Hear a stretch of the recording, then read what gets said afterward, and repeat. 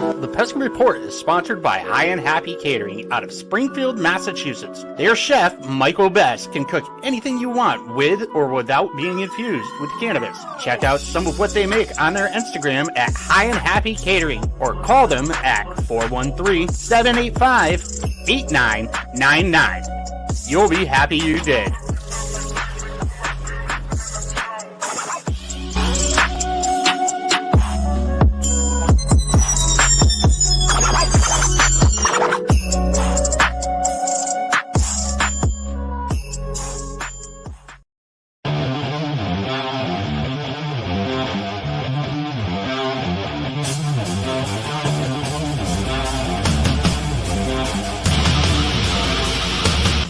Listening to the Pesky Report, a podcast dedicated to the Boston Red Sox. Here are your hosts, Brad Chandler, Ryan Brady, and Hogdale.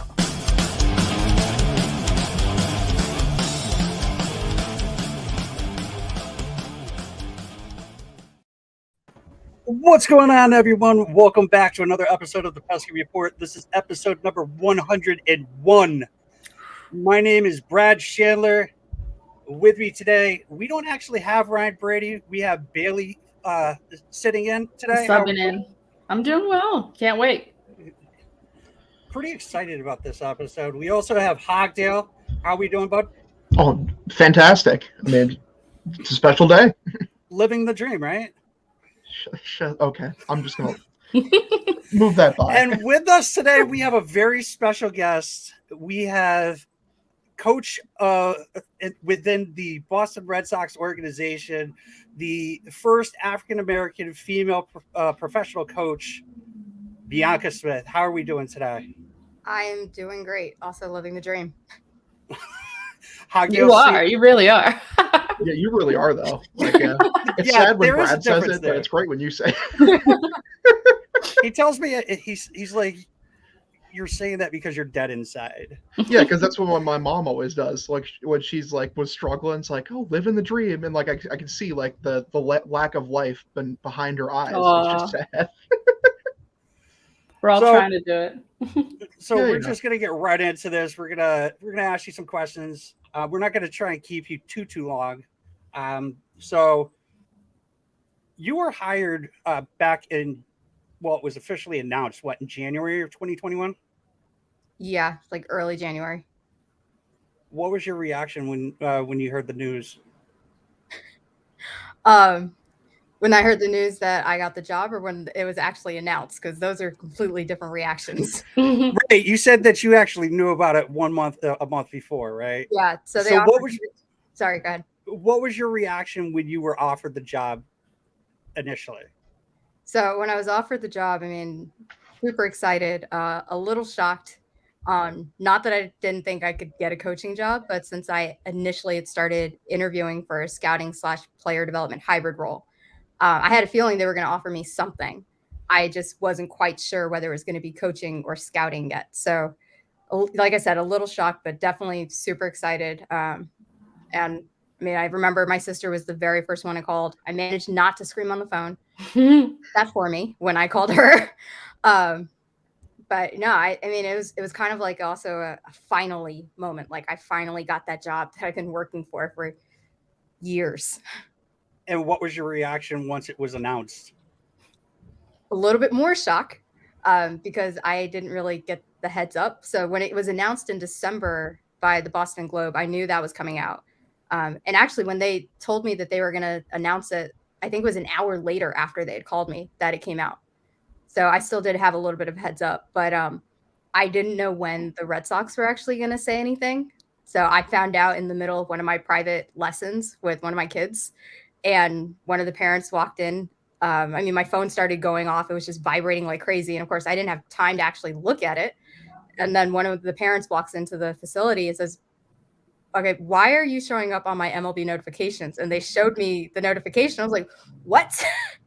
And finally, I took a step. I was like, all right, guys, I'm sorry. I got to check my phone quickly. And I had like 10 different text messages from friends, from colleagues, from some of the people in the Red Sox saying congratulations. And I was like, I don't have time to look at all this. And of course, at the time, I hadn't changed my notifications on Twitter to not like vibrate every single time somebody mentioned Oh, me. God. So that took me a couple days to figure out. I only had like 500 followers when I first got right before I got the job.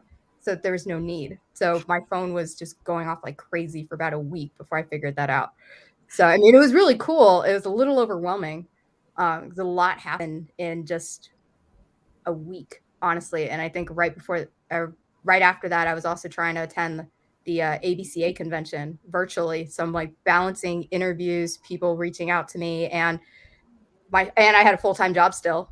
I mean, I was still coaching, I was still working as an assistant athletic director and giving private instruction. So it was overwhelming, and it was a bit crazy for a while. So another question I had for you, I did a little bit of research and I found out that you actually grew up a Yankee fan. Yes. So how did that did that just like change like right away? It's like, nope, Red Sox fan now, or So I will say, if you had asked me that maybe 10 years ago, like I've been in this game for 13 years, but if you had asked me when I first got started, you can ask anybody. I was very adamant. I was like, no, I want to work for my favorite team. And I feel like a lot of people do that. They get into baseball and their like dream job is to work for their childhood team. But the longer I stayed in the game, the more connections I made. And after a while, yeah, I still loved watching the Yankees, but I was not as passionate a fan as I used to be. Partly because now I had worked for other teams, I got to know different players, I got to know different coaches. So it was more like I was rooting for the people instead of the team itself. So that's what made it like a no-brainer to accept the job for the Red Sox. It wasn't me being a fan anymore. It was me. Like I am more of a fan of baseball than I am of an actual team. And at this point, like I will watch any team. So for me, it wasn't like I was accepting a job with the rival of my childhood team. I was accepting an awesome job and I'm going to take it. right. Yeah. Oh yeah. Hey, Hogdale, you had the next one, bud.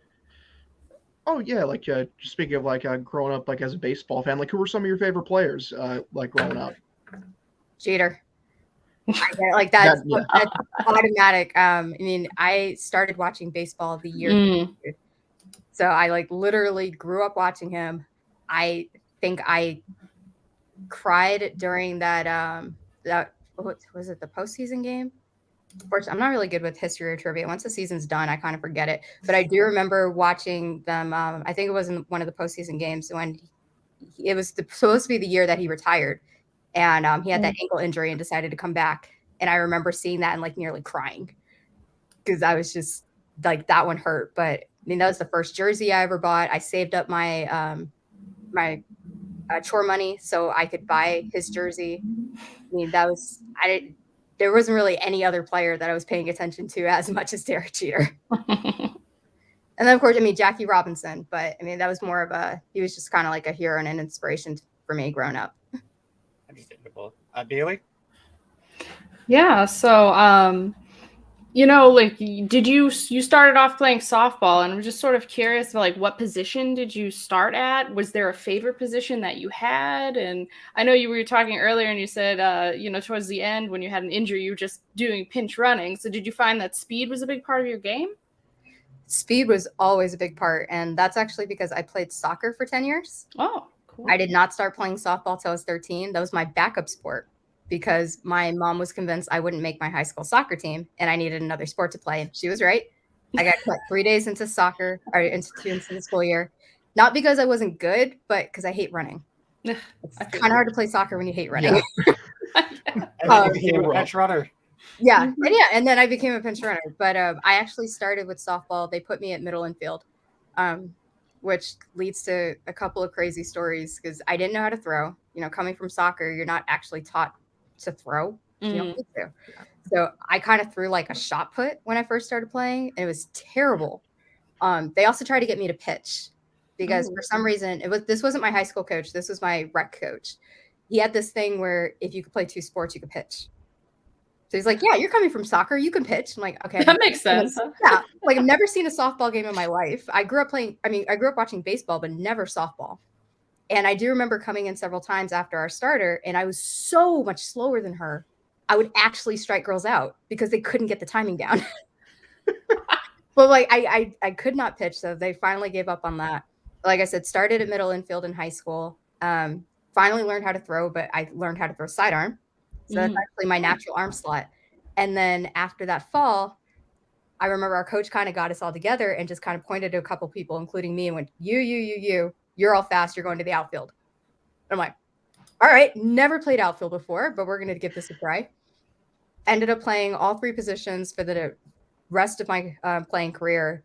And this is another funny story. I was never taught how to throw overhand properly until I got to grad school. So I was throwing sidearm from the outfield for 3.5 years in high school. And my coach was like, as long as you can get it there and you don't hurt yourself, it's fine. Yeah. So, it wasn't until graduate school, I think it was like 25 or 26, our head coach saw me throwing BP sidearm. He was like, no, this is not happening. So he taught me how to throw overhand properly. So we have one of our other co-hosts. He wasn't able to come on. He had a couple questions that he wanted to ask you. One of them's a 2004 ALCS question. He wanted to know how'd you feel about that? I'm gonna be honest. Like I said, once the season's done, I tend to forget it. So I actually had to look it up. I feel really bad. I feel like I'm not a true baseball fan, that I can't just think of that off the top of my head. But maybe that makes me a better coach, because once it's done, it's done. Fair enough. And I do remember I was upset then. As a Yankees fan, at least, I was very disappointed. I bet. Understandably so. We were really happy. I'm sure. What are your thoughts on the Australian pitcher Genevieve Beckham, who debuted back in January? I'm excited she gets the chance. I've said this, with a lot of women in baseball, whether they're working or playing, it's not that we don't have the skill. It's a lot of times we just don't get a chance to show what we can do. Right. So I'm excited that she actually got a chance and somebody was willing to take that chance on her, because there's that too. Like I'm sure plenty of people who'd be willing, but it's not always one person making the decision.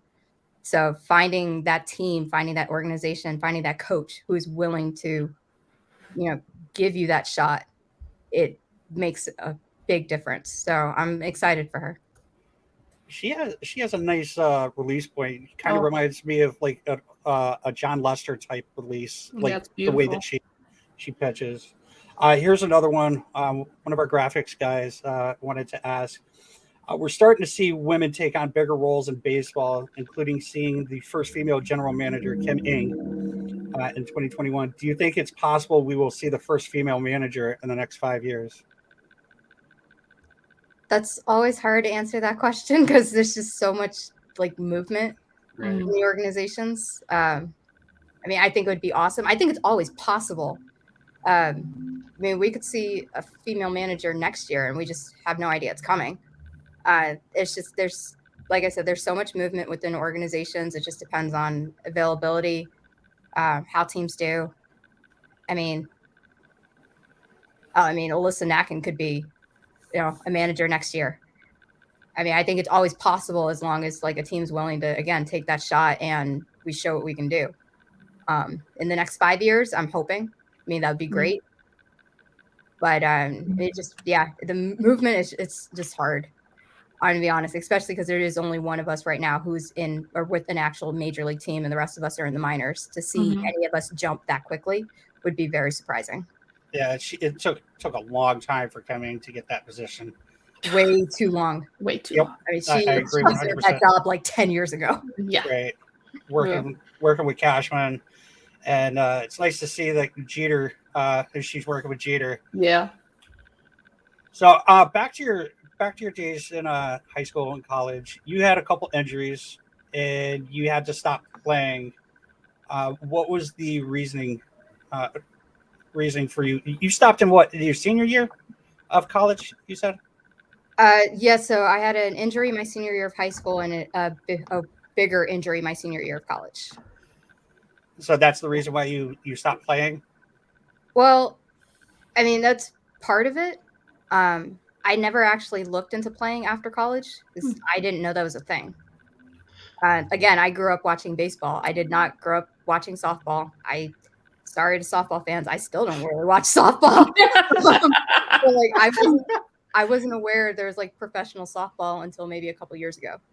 So I really don't think I was good enough to have played. I walked on to my college team mainly because of my speed.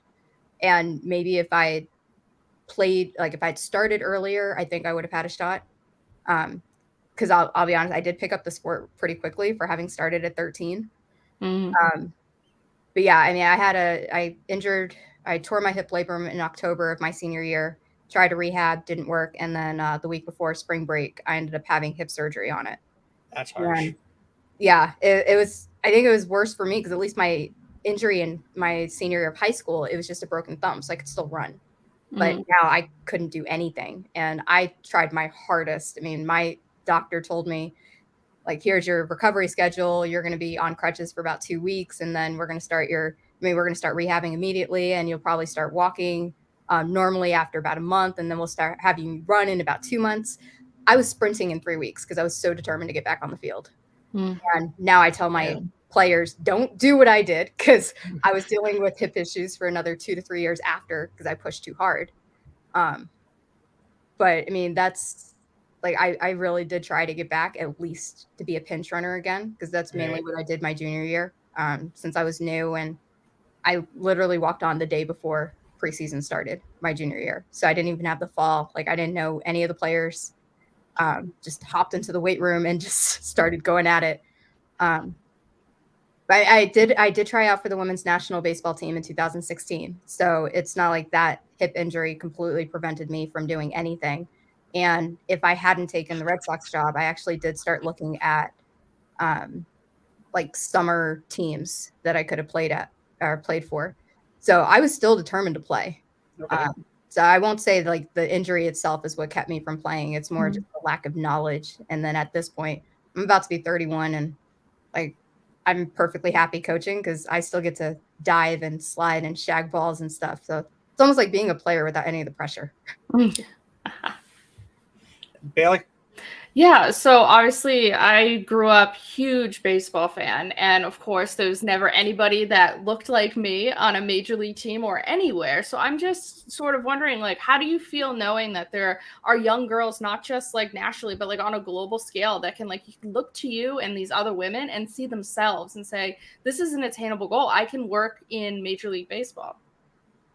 Honestly, I think what's the most important to me about that is that it's not going to take them as long to realize they could do it as it took for us. And part of that is because we didn't see anybody.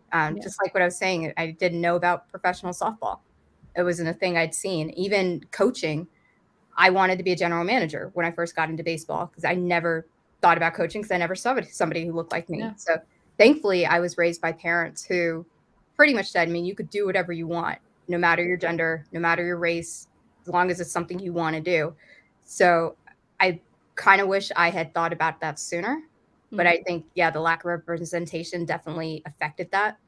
At the same time, I would also hope that from seeing us on the field, even if they're not interested in baseball, just realizing that just because I don't see somebody doesn't mean I can't do it. Yeah. I try to tell our players too, until it is like scientifically proven that something is impossible, it's not impossible yet. Like, at least try. So I hope that's more the message they get, not the because I see somebody I can do it. It's the I can do it anyway. Yeah. Even if I don't see somebody, because somebody has to be the first, otherwise nothing gets done. Absolutely. So you had other positions within organizations. You were an intern. Was it in the commissioner's office? So I was an intern with the Rangers, the Reds, and the commissioner's office. Yeah. And they were just like, oh, you're just an intern. We're not going to hire you for anything else. Man. Well, the Rangers, I don't think actually any of the intern class at the time got hired. Again, this is more just like movement. If there's nobody who leaves, yeah, of course, not a lot of teams will just create a job. The commissioner's office, the position I had was actually with the scouting bureau, and it was disbanded halfway through my internship. So I stayed on, of course. I mean, we had to do all the draft paperwork. I mean, the supervisor I had is still there, but that job actually sort of changed while I was there. And that's also when I decided I wanted to be a coach full time. I didn't want to be in the office anyway. And credit to the commissioner's office, they actually offered to let me stay past the draft until I found a job. And I was the one who said, I know. One, I don't like this, but two, I hated living in New York City. Like, I love visiting the city. I hate living in cities. I am not a city person. I get claustrophobic if I'm surrounded by people for too long. So I remember calling my dad going, Dad, I don't have a job, but can I move back in with you? Because I just need to get out of the city. So I did have the opportunity to stay a little bit longer. That was on me. And then with the Reds, I actually left my internship early to take the job at Carroll University. And I actually found out later they were planning on bringing me back for the diversity fellowship program. So they were actually planning on keeping me on. I just decided to take the job at Carroll because they also let me coach baseball.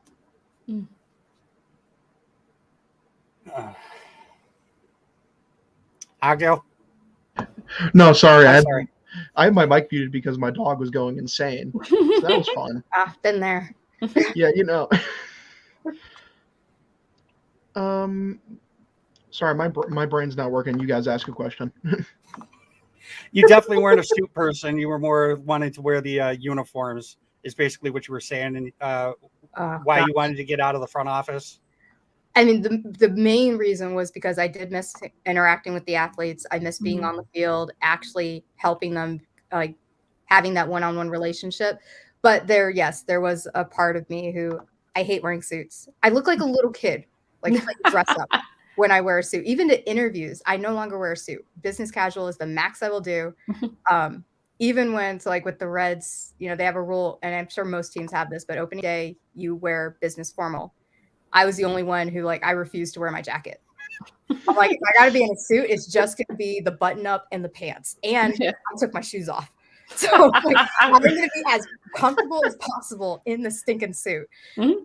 I hate wearing it.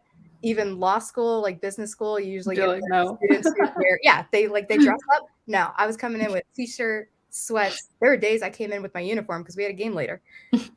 I love it. I'm going to be comfortable, and that is what I'm looking for. I can't do a job where I'm uncomfortable the entire time. Pretty sure every job I've had, besides like actually coaching, I've taken off my shoes at some point and just walked around with like socks or stockings or something. So do you walk the field without shoes on sometimes? I did at Case Western, yes. If it was a really nice day, and I would come to practice like 2 hours early, so my classes would get out. I'd come to the field instead of go home. Because maybe it was a 15-minute walk, so I could have gone home and then come back down. But I would walk to the field, I'd take my shoes off, go into the outfield, and I'd study in the outfield without my shoes on. Love it. I mean, this is not like a new thing. When I was a kid, we actually have a gravel driveway where my stepdad lives. And, you know, your parents go get groceries, they come back, and you go out and help them. I would come out with bare feet. Oh, and my parents was like, "What is wrong with you?" Like when I'm at home, my dad is always asking me, "How are your feet not cold?" Because I will be completely bundled up, no socks, no shoes. Like I do not like wearing them if I don't have to. So, what excites you the most about being a coach, developing the players? Really, I mean, the progress for sure. I mean, getting to see them get better, and it's not even like seeing their numbers or just seeing their performance itself. It's more seeing when they realize that they're better. Because there's always that moment where it kind of clicks and they're like, oh, this is finally working. And that's what I love seeing. And sometimes it's, you know, something little in the, you know, the cages where you just change one little thing on their swing and they look at you and go, that feels great. Like those moments I love. But then it's also developing the player off the field. It's just kind of something I got as a college coach. I mean, especially working at a D3 school. I mean, I was a D3 coach for 6 seasons. And majority of these guys, I mean, I probably maybe 2-3% might go pro. The rest of them, they're there for the love of the game. And then after they're done, they graduate and they go off and do even better things. And for me, like coaching doesn't end when you leave the field. Like I tell my guys all the time, once I'm your coach, I am always your coach. I don't care if I leave. I don't care if you graduate. This is why you have my number. This is why I follow you on like Instagram, Twitter, Facebook friends, like just making sure that they're okay. And if they need anything, making sure they reach out. And it's even the same with the Red Sox. Like we had a player who retired this offseason and made sure to reach out to him and just see how he's doing. We'd actually talked about what he wanted to do after he was done playing baseball, making sure I could help out with that. So it's it's a mixture of like, again, the development on the field is awesome. I love seeing them succeed in whatever goal that they have. Like being able to be a part of that, but also being able to see what they do off the field is just as important for me. I mean, they're more than athletes; they're still humans. Right. I mean, like like these are my kids. Anytime somebody asks me if I have kids, I'm like, yeah, I got about 200, 300 baseball players. Those are my kids, and I get more every year. What was it like dealing with COVID during this past season when you were coaching? I'm just curious about how like that went into things. It actually wasn't that bad. Oh, that's good. I mean, this past season was easier than the season I had at Carroll. I'm sure. We got shut down because of COVID. And I was an assistant AD, so I had to actually deal with a lot of the administrative stuff. But as a coach, I think the hardest part was honestly having to wear the mask outside for a while. The day that MLB said if you're vaccinated, you didn't have to wear your mask outside, we nearly had a bonfire until our trainer was like, guys, you gotta wear it inside. Yeah. Don't wear your mask just yet. But I'm pretty sure when that happened, not only did we just, just for fun, we threw our mask on the ground, but I think at that point, the only time we went back inside the complex was to go through for food. Otherwise, we never went back inside. We would have an hour before we had to do something after our staff meeting. We'd go sit in the cages or go find somewhere else outside we could be. So that, at least as a coach, I think that was the hardest part. And then we actually did pretty well at the complex as far as like any cases. I don't think we had any. I was kind of surprised. So, I mean, I give credit to the rest of the coaching staff, our trainers, our medical staff. I mean, we did really well making sure that guys were on top of things. I mean, with the testing, we kind of made a game out of the testing we had to do because, of course, we had to do the spit tests. Oh, yeah. That's why. Oh, yeah. So you have to spit in the tube, right? Yeah. So our game became we have to get our temperature checked at the gate. Right. And then you have about a 2-minute walk until you get to the testing site, which is right in front of the door. So once we get our temperature checked, our goal was to gather as much spit as possible. So we only have to spit once into the tube by the time we get there. So you could see us like walking slowly, like trying to gather spit up. And I remember the very last day we had to test was the day I finally did it. And I gathered and I was so excited. I'm like, you make things work. Like it's we had to test all the time, but we made it a competition. And it was always, hey, did you manage to, how many times did you have to spit today? So it was like going from 4 times to 3 times to 2 to finally that one where you've got just this mouthful of spit that you're ready to spit out. And you can just go. I love it. Yeah. So, I mean, we definitely made it work. Great. Now, I saw that you have a degree in law and business. Like, how does that like apply? Like using that like as a coach? Like, do you find like yourself pulling from experience like in that kind of degree using that as a coach or? Surprisingly, yes. And a lot of people don't expect this. So with the business degree, I see it as when you're trying to run a business, you're trying to get ahead of your competition. And the only way to get ahead of them is not to follow them or react to them. It's to think outside the box and do something different. And it's the same thing as being a coach. We can't, I mean, at just player development and overall as a manager when you're trying to win a game, you can't just continue to do what every other team does. You have to try to do something different and try to get ahead. And those are the ones that are actually going to succeed. So, and it's the same as developing a player. If this doesn't work, now I got to think outside the box. What else can I do to help this player? But the law degree is actually, I think, more applicable. I say being a lawyer is just like being a coach. I mean, you have to get to know your client really well. You have to build up that relationship, that trust. Right. You have to learn your information as much as possible so you could break it down for them and give them what they actually need instead of overwhelming them with what we call legalese. And then 50% of the time, your answer is going to be, it depends. So it actually does apply. I think it just takes some creative thinking to make it work. But it definitely would have applied more if I'd stuck to the general manager route. I will say that. Yeah. But it's fun being able to say, I'm pretty sure I'm the only, if not professional coach, maybe the only baseball coach who has a law and a business degree. Yeah. This is something to sit back on. Right. And yeah, it's a good backup plan. If I ever get to the point where I'm not coaching anymore, I know I could go back into the front office. You said that you got interviewed as a scout. Is there is it just like the human element that really drew you into coaching above scouting, or was there any other reasons like you really just wanted to be a coach and were set on being a coach? Yeah, I mean, the scouting was interesting to me, and I became more interested when the Rangers sent me to scout school. So being able to read the scouting reports is really helpful. Knowing, I mean, even as a coach, you're using the same tools to evaluate players. The biggest difference, though, is like as a scout, you're trying to predict how they're going to do in the future, whereas a coach, you're trying to figure out how to get to them to that point.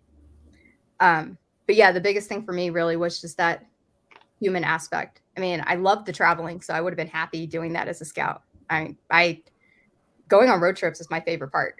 I was that weird player who away trips were my favorite part of the game. I love being on the road. But yeah, it really is just, I mean, I know scouts build the relationships with the players too. I think it's a little different though with coaches when you're spending 10 hours a day with them 6 days a week.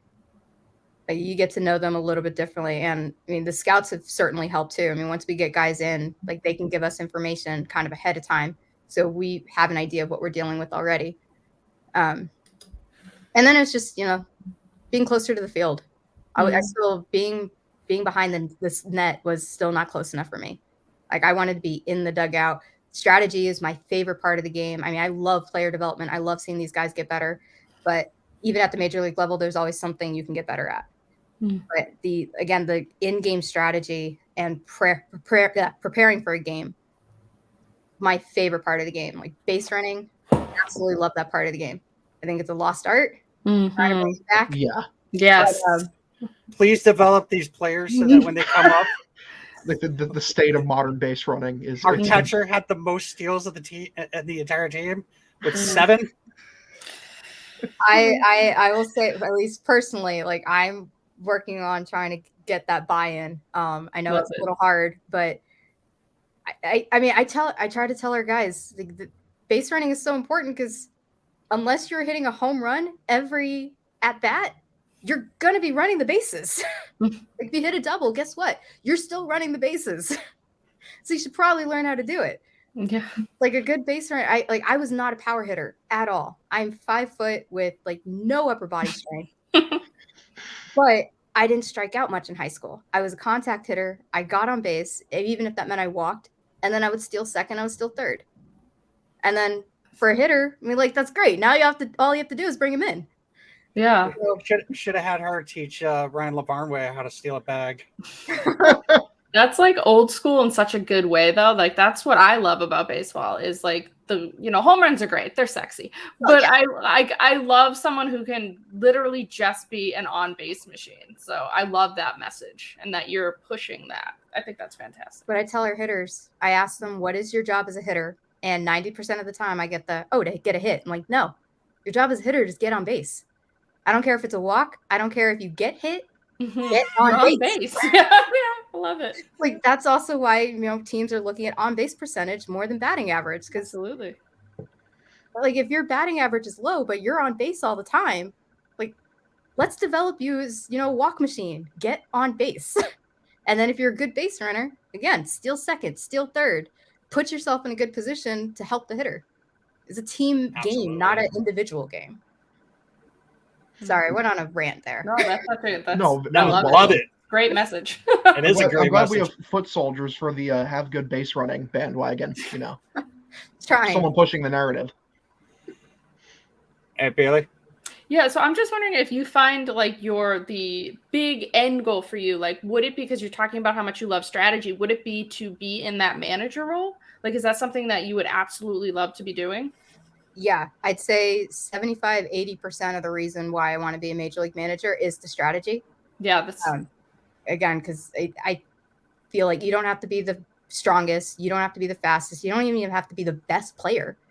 But if you could take advantage of your strengths, you can help a team.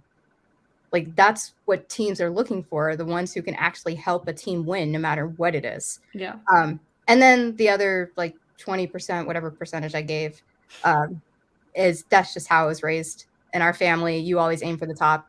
You aim to be not only the best of the best, but you aim to be your best. And like, I know my best is major league manager. Like, I know I can get to that point. So in our family, like you don't limit yourself. You're never the reason why you stop at some point.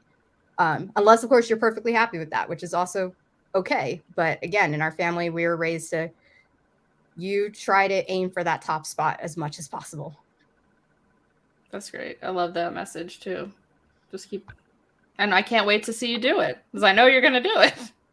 I keep telling you, it's coming. Hopefully it's with Boston. I mean, love working for this organization. And I'll say, even before I took this job, that's what I heard for years, was this was the best organization in baseball to work for. And they're certainly proving everybody right.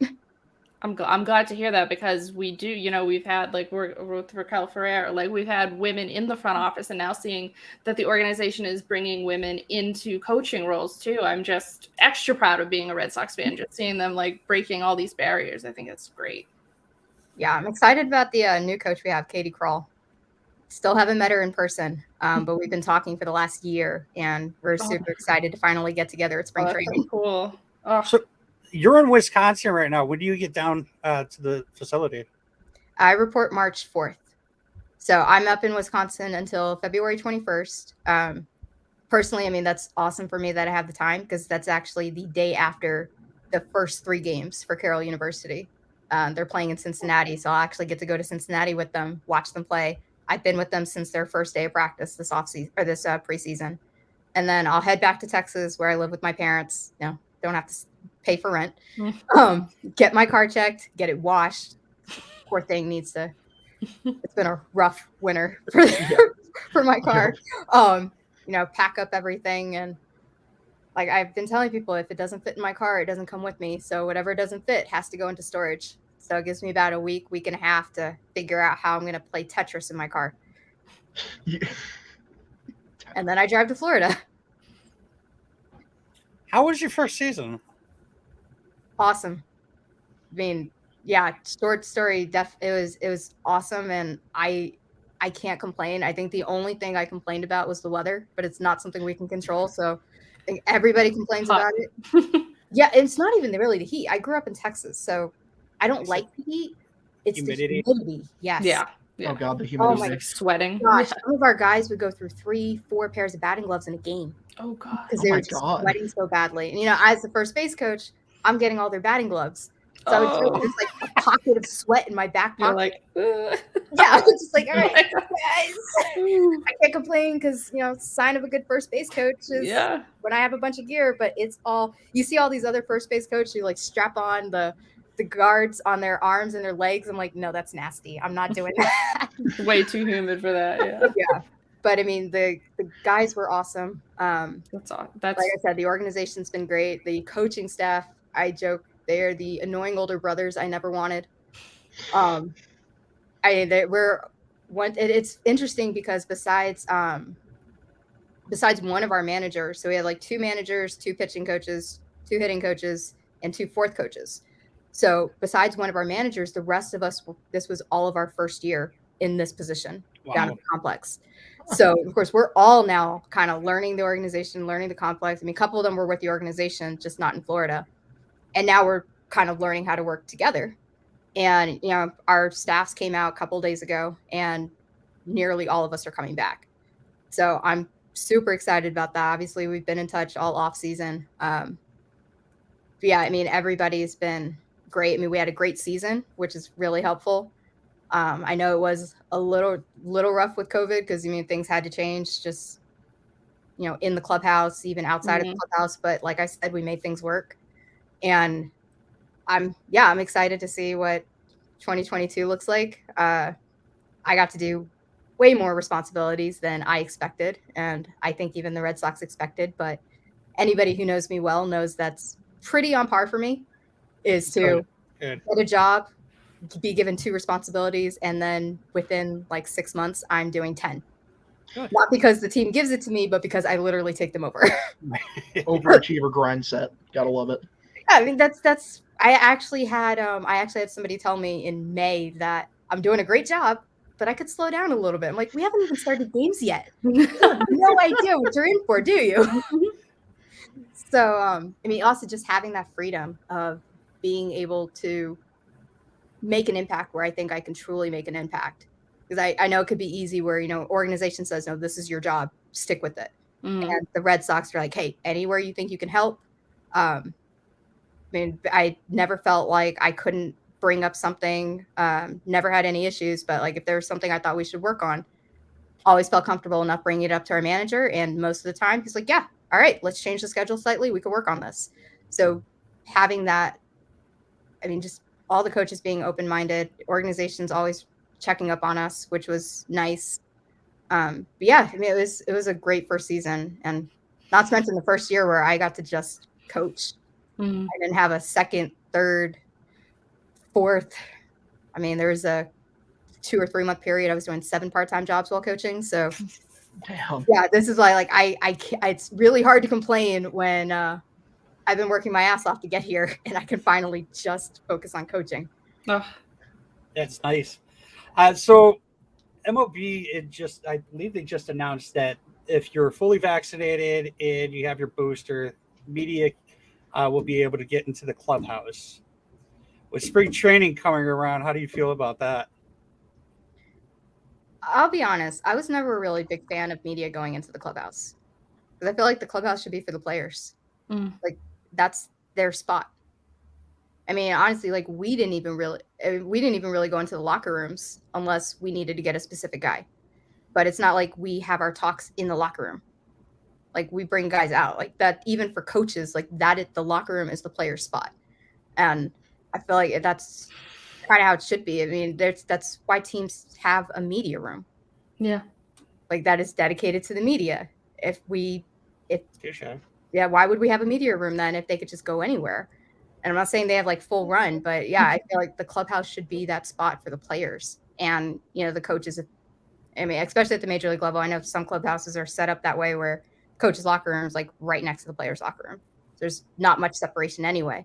But I've never been really a huge fan of media being able to go in, especially like right after a game. Like guys need time to decompress, take a break, step away from the game. And even as coaches, I mean, this is why you have to get to know your players. There are some players who I know, like they have a bad at bat. I can go up to them immediately and ask them about it and they're okay. And then there are some, they have a bad at bat. Like don't talk to them for a good 10 to 15 minutes. Like let them get it out and then they're okay. And I feel like as coaches, like we get to know them that way, but the media, you just jump in. Like this is why some players snap because like they don't want you talking to them. I've got coaches who don't even want to talk baseball for a good 2 hours after the game. That's just how they are. So players definitely need a space where they can get away from that before they get bombarded. Yeah, that's an interesting way to look at it because like people would talk about like, oh, Barry Bonds never liked the media, but he was always really good to fans. It's like the idea of like Barry Bonds could be very upset and you're all up in his face right now and he doesn't want to talk about this versus, you know, so it does make sense that it's sort of like their place to decompress and then somebody's immediately coming into their area. Yeah. I mean, it's like, would you want somebody invading your personal space when you've just gone through a bad game? It's like you have a bad game, like someone shoves a microphone in your face, like, so you really suck today. Why don't you tell us about that? Yeah. How do you feel? It's like, how do you think I feel? Yeah, exactly. And then of course, like they get in trouble if they say anything wrong. I'm like, I don't blame them. Yeah. Like, yeah, they're human. And anybody would want to snap at that. Like, or you get a stupid question, you just want to be like, really? What were you thinking? Yeah, I just have one last question, and then Bailey and Hogdale, if you two have questions, you can ask them. Obviously, my question: did you end up meeting Alex Cora last year? No, I did not. Major League spring training and minor league were separate, Okay. so I didn't get a chance to meet him personally. But he did surprise me. I wasn't even at spring training yet. I was still here at Carroll. My birthday is usually over spring training. And he actually texted me on my birthday. And so I woke up to a happy birthday text from him and I was shocked. And like I said, I was still here at Carroll. It was the first home game. And I got a couple of guys here who are huge Red Sox fans. So of course, I'm walking into practice going, guys, Alex Cora texted me happy birthday. And they're getting really excited. So, I mean, definitely hoping to meet him soon. I mean, I've heard great things about him, not just from the Red Sox, but even other organizations. So we'll see what happens this year. But yeah, last year, I didn't really have any interaction with the major league staff or I think with AAA was at the same time as well. So, like I said, hopefully in the near future, we'll get a chance to finally meet in person. Yeah, he definitely looks a little weird now. He's got a beard going on. There's a lot of guys that, like even the head coach up here at Carroll is the first time I've seen him in a beard, and I was like we had our coach Zoom call for the first time, and I just like, okay, I know it's been a long time, but God, I only grow the beard because I look like I'm 12 without it. I had learned to embrace it. Nobody ever expects my age. Everybody, I had players who assumed I was right out of college. I was like, thank you guys. I know you feel good. It makes you feel good about yourself. Somebody I work with was like, you can't be more than like 24. I was like, I will take that and run with it. Thank you. Like, yeah. Oh, it's crazy once they find out my background, because then they're like, okay, then you can't be as young as you look. Yeah, it's like you're so educated. Like, how can you have this much education and be so young? All right, Hogdale or Bailey, do you have any more questions? You can go first, Hogdale, if you have one. No, I didn't. I actually didn't have everything we got. I'm pretty sure I had everything I wanted to. How about you, Bailey? Yeah, I just have one more. I mean, it seems like everybody's been so receptive to you being in this organization, being in baseball. Like, there are like a small subset of, vocal men on whether it be Twitter, whether it be here, there, about women in this sport. And I just want to know, like, how you feel, what you would say to these people that think you don't belong here when it's completely wrong. One, it depends on the comment. Because I do try not to look at the comments, but at the same time, well, so there are days where, I mean, we all have it, where days where you're kind of like, okay, am I really doing everything that I should be doing? Like, you start to get a little bit down in yourself. And of course, those days I actually start looking for the positive comments just to make myself feel better. Right. The negative comments, honestly, I laugh at now. Because some of them are just so ridiculous. Like, I'm sure some of my favorite ones are the ones like, how can she be a hitting coach if she's never faced a 95-mile-per-hour fastball? And like, wow. It might not be 95 miles per hour, but I did play baseball, which people tend to forget. They focus on the softball aspect, but I actually played more innings baseball in college than I did softball. I didn't know that. Yeah, I was on the club baseball team in college. That's awesome. At the same time. And since I was a pinch runner for softball, like, I actually started on my club baseball team. Oh, that's awesome. So what positions did you play for the baseball team? So I was still outfield, but I was also a switch hitter because I was a slapper in softball. So I learned how to hit lefty. Yeah. So it was, when they get the shock that this 5-foot girl is coming up and hits right the first at bat, and all of a sudden switches left to the other. And they're like, what is going on? That's great. But yeah, so there's that aspect where, I kind of I feel like I always got to remind people, I'm like, I did play baseball. This is not a new thing. And as far as the speed, I'm like, I'm sure you never faced a 95-mile-per-hour fastball either. At least sitting on the couch, right? Yeah. But I'm like, I've also faced a 75-mile-per-hour softball coming in from 45 feet away. Yeah. So that's actually faster than a 95-mile-per-hour fastball in baseball. So I've actually faced faster than what some of these guys are seeing. And then sometimes I see that, and I actually kind of want to jump into a bullpen and be like, okay, now I just kind of want to stand here just so I can say that I've done it. Yeah. And then, I'll also see comments like that, and they definitely don't affect me because of the year that Carroll had this past season. I took over as the hitting coordinator, completely revamped the program, and they set 5 hitting records and was 20th in the nation in home runs. That's going to be so satisfying. Yeah. Yeah. So and like see your imprint. And like, those are the type of things like I usually kind of keep secret until I need to pull them out. Mm-hmm. Like, really, it shouldn't matter. Like, I know that my players trust me. So I'm like, that's really all that matters until you were trying to do this too, until you know my actual background, everything that I've had to work towards. I mean, everything I've had to do just to get this job, you would never be saying any of that stuff.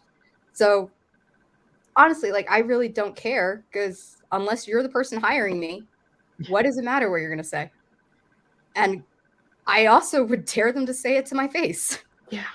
Because these dudes that say this are like fucking 400 pounds, like Dorito dust on their finger losers. Like, like, I'm still genuinely out here diving for balls in the outfield, making sliding catches. Like, it's not like I can't play. And Meanwhile, then these dudes pull a hammy going up the stairs. Like, yeah, like not on the same level. I mean, I'm nowhere near as good a shape, obviously, as a professional player, but being able to do it's kind of satisfying when you make a sliding catch during spring training and your guys are like, whoa, she can't. Yeah, it's not like I didn't play. Yeah. So yeah, as far as like the comments, the only people that matter to me are obviously, you know, my family. And I hate to say this, but I mean, if my family ever got to the point where they were trying to discourage me, I'd probably ignore them too. As I just like, it's my life. So I'm going to do what I need to do. Obviously the organization, Right. I never want to put them in a situation where I'm doing something wrong. But then obviously my players, like they are the most important to me. Like I need to know that I'm doing a good job for them. So if they have any negative comments, obviously I'm going to pay attention because that means I need to change as a coach. But until I get those, I don't really care what other negative comments come about because they usually don't affect me at all. How did the team, like, how did the players embrace you? Like, did they embrace you as a coach? So we had, a couple who immediately would come over, introduce themselves, start talking, got to know them. And then it just kind of spread from there. Players talk to each other. And I don't think it had anything to do with me being a woman. It was just more me being a new coach. For any new coach, I mean, no player is going to listen to a coach that has never worked with them, has no idea who they are. I mean, it's really true that players don't care what you know until they know that you care. Yeah. So getting to know the players, they start talking to their teammates, and then their teammates start approaching me. Some players take a little bit longer, but by the end of the season, I mean, all of my guys were great. Even from the very beginning, I always had the respect. It might not have been like complete trust because we didn't know each other yet, but they were never disrespectful to me. But once they figured out that not only did I know what I was talking about, but I actually truly did care about them, they opened up a lot more. I mean, this was part of the great season, was like we just had a lot of fun being with them. I mean, we always try to make practice fun, especially, you're doing fundamentals. It gets boring after a while. You're doing the same thing over and over and over again, right. Especially at the rookie level where we have extended spring training for weeks on end. So just, like with the guys I have here, I mean, follow them on Instagram, follow them on Twitter, keep in touch with them, see how they're doing. I text our minor leaguers during the off season just to see how they're doing. I mean, one of them, his birthday was yesterday. Shot him a quick text saying, happy birthday. Can't wait to see you. And it's like, it's those little things that once they pick up that I'm truly there for them. I'm not trying to build my career. I'm not trying to, boost my ego or anything. Like I am here to help them. Like if I don't know something, I will tell them that I don't know, but I will find out. Like these guys pick up very quickly. Like I can't lie to save my life. I actually had a player pick up on my tell very quickly and ended up telling me that he knew because so you're not. I can't. You're not a poker person. No. Oh my gosh, I cannot take my facial expressions. I got to work on that because you can tell. Like, and it's kind of bad as a coach because you're supposed to be even keeled just like the players, but you can tell when I don't get mad very easily. Like it's very rare that I get mad, but I will get annoyed or frustrated with something and they can tell immediately. And this is I was also a cheerleader for 5 years. So you would think I'd be able to control my facial expressions when something bad happens. And for some reason I can't. But the players were awesome. And I'm incredibly grateful for that because you're not a coach without your players. That makes sense. So I know for a fact you have three fans here, Absolutely. and you also have more within our crew as well. We have about a crew of like 6 or 7 people. So we are definitely we were super excited to get you on here. When I shot you a message and you responded, not just responded to the fact that you looked at it. I was just like, oh crap, she looked at it. Did I say something stupid?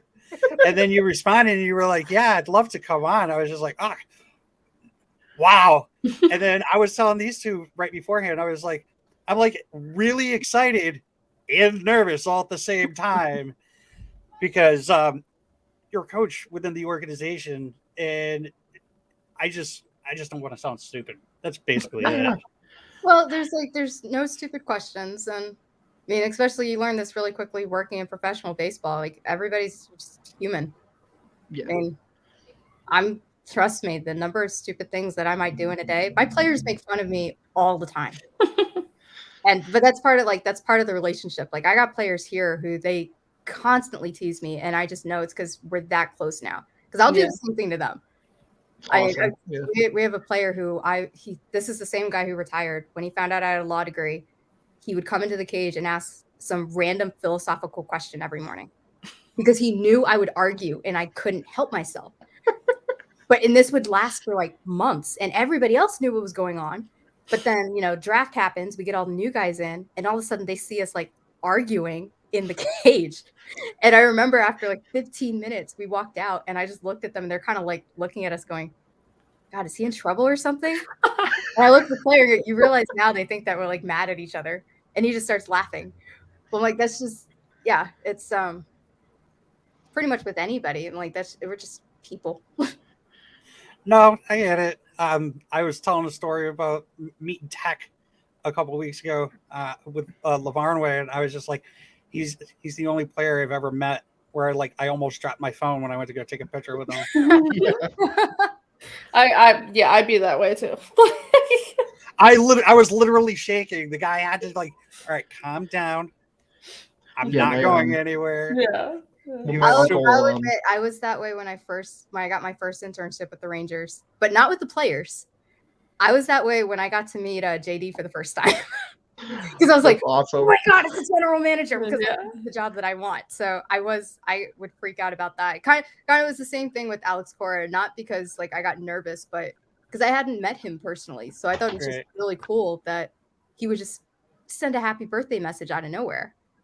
That shows what kind of person he is. That's Coach. But yeah, I get that. Like I said, I was that way with the front office for a while before I finally just kind of relaxed and calmed down. Yeah, it was definitely a lot easier talking to you than I thought it would be, especially with these two here to help out. So, good. Do you two have any other questions for Bianca before we let her go? I just want to say thank you for coming on. I mean, I think it's so great that you took time out of your day to come and talk to us, because we're just huge fans of this organization, and to be able to talk to somebody who's working within it, and somebody who one day, we can say, we interviewed hopefully, I mean, I don't know if you want to be the first manager, I would hope not, because exactly. It's a lot of pressure. You want to be there. It's not the pressure. Really? No, because I had plenty of people for years saying I would be the first Black female coach. And my answer, any pressure that's on is usually me just wanting to be better. Mm-hmm. But the reason why I don't want to be the first is because I truly believe that means we're waiting too long. Yeah. That's true. That's a good way to look at it. And even with me, I think there's got to be other coaches who were also qualified for this job who should have had this job before me. At least with even Black women. Absolutely. Honestly, I actually don't know many, but even just being the first woman coach, people would ask me about. I mean, yeah, we had Justine Siegel, but it's still I don't want to be the first, because that means we're waiting. Yeah. Unless, absolutely. Of course, I become the first next year, but that's not going to happen. Yeah. If it's the next couple of years, then yes. But just being able to talk to someone who one day will be a manager in Major League Baseball is just, and especially being a woman, that's makes me very giddy and very excited. And thank you so much for taking the time. We appreciate it so much. Yeah, no problem. Absolutely. It's fun. It was genuinely, you were a joy to talk to. This has been really fun. Mm-hmm. Hopefully we get you on again, probably after the season, because you'll be busy. Yes. So congratulations. we didn't get to talk to you before when you first started, but congratulations on your first season. Hopefully the next season's better and you have just as much fun, Yeah. So we'll mold the best players. I'm looking forward to it now that we all have that 1 year under our belt. We don't have to spend that first, couple of weeks just kind of learning each other. We already know each other. We already have fun. So it's now we're going to be able to just kind of hit the ground running. Best of luck. It's awesome. Thank you. Absolutely, best of luck. Thank you so much for coming on. We'll keep in touch, and I will definitely be following you on Instagram. I appreciate it. If I had an IG, I would. I only got one because of this job. Trust me. I didn't have one. Yeah, before. that makes sense. Everybody's Yeah. like, well, all your need players one. are on Instagram. You should probably get one. Yeah. Fine. Like, I'm a My Twitter players kind of already guy. asked about Snapchat, TikTok. I'm like, no, my No. limit is Facebook. That's too Twitter, Gen Instagram. Z for me. Yeah, I'm no, like, no more. I could barely Right. keep up with the social media I have already. I can't do Facebook anymore. Facebook keeps banning me. Oh, that's It's true. he fights with other Red Sox fans. I don't even fight. I just like, oh, that's a dumb statement. And it's like Facebook goes, you have been banned for 24 days. And then like I get done from 24, and then it's like you're done for 30 days. It's like, all right, I'm just done with Facebook. See, I that's have 2 of my siblings. we have someone else who runs the Facebook page. So anybody wants to yell at the Facebook people, It's not even you. it's not me. Had to remove yourself from this situation. My siblings, 2 of my siblings go through that because I have one brother who's a professional soccer player, so he goes through similar things as me, like the comments on Twitter. Our siblings, though, are the ones who will start fighting with people on Twitter. Like, we don't even Not even you. They're the ones who will get on and just start like Twitter battles, and we're just like, guys, just stop. Gotta admit, at the beginning, when people would just talk crap, I would get trigger happy. As the season went on, I was just like, all right, I can't get banned from Twitter. I'm already banned from Facebook. So, It's like we're cutting off our marketing streams. We need to calm down here. all right, Bianca, thank you so much for joining us. Bailey, Hogdale, thanks for popping on. Yeah, always. And I'll talk to you guys all later. Bye. Yep. Thank you for listening to the Pesky Report. Make sure to follow us on social media on Twitter, Instagram, and Facebook at Pesky Report. No matter what platform you're listening to us on, please make sure to leave us a review and a comment and let us know how we're doing. And don't forget to subscribe so you never miss an episode.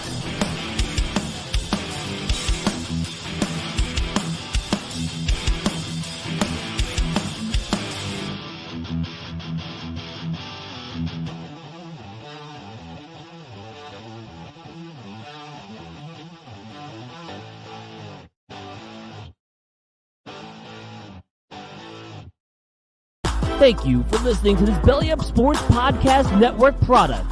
Some said we go belly up, so we made it our name, and we're still here.